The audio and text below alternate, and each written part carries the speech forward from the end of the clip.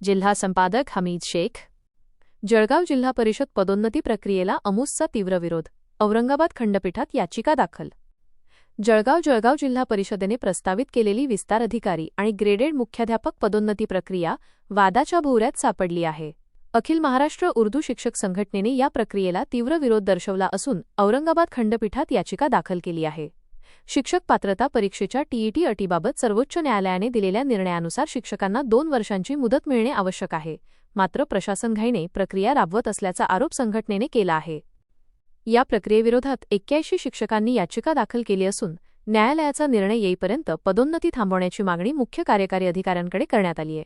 केंद्रीय शिक्षक पात्रता परीक्षेचे निकाल प्रलंबित असताना आणि वरिष्ठ अनुभवी शिक्षकांवर अन्याय होत असताना ही घाई कशासाठी, असा सवाल राज्य अध्यक्ष शेख मोहम्मद हनीफ यांनी उपस्थित केला आहे।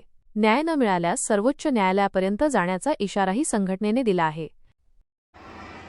आज इथे जळगाव जिल्हा परिषदला शिक्षकांची जी पदोन्नती प्रक्रिया सुरू आहे त्या संदर्भात 1 सप्टेंबर 2025चा जे माननीय सर्वोच्च न्यायालयाचा जे निकाल आलेला आहे त्या अनुषंगाने आमचे माननीय मुख्य कार्यकारी अधिकारी मॅडम करत आहेत। तरी पण याचा काहीतरी क्रायटेरिया असतो की सेवाज्येष्ठ शिक्षकांची अगोदर यादी प्रसिद्ध करावी लागते, त्याच्यावर हरकत येते, त्यानंतर ते शिक्षकांची पदोन्नती प्रक्रिया राबविली जाते। आज रोजी जे सिनियर मोस्ट शिक्षक आहे, जे सेवाज्येष्ठ आहे, त्यांना माननीय सर्वोच्च न्यायालयाच्या निर्णयानुसार CTET किंवा TET द्यावी लागत आहे। पण सेवेत दाखल होत असताना त्यावेळेस ते असा काही कोणताही कानून नव्हता। आपापल्या राज्याच्या प्रचलित धोरणानुसार त्यांची नियुक्ती झालेली होती। पण आज रोजी प्रत्येक शिक्षकाला जर पदोन्नती हवी आहे तर त्यांना CTET किंवा टीचर्स एलिजिबिलिटी टेस्ट हे पास करावं लागेल।